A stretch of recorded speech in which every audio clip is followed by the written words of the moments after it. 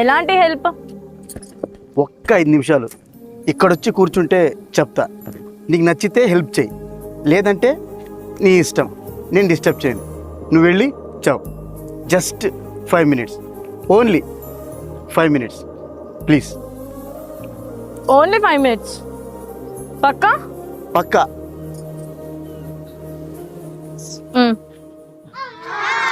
తొందరగా చెప్పి తగలడేంటో. అంటే నీ చావు నాకు ఉపయోగపడేలా ఉండాలి అంటున్నా. అంటే నా కిడ్నీ కావాలా, కళ్ళు కావాలా? చచ్చిపోయే కన్నీ తీసుకోరా. ఆయన నువ్వేంట్రా ఇంత సైకోలా ఉన్నావు? చచ్చిపోయే వాళ్ళని చచ్చిపో అని చెప్తారు ఎవరైనా? ఛీ.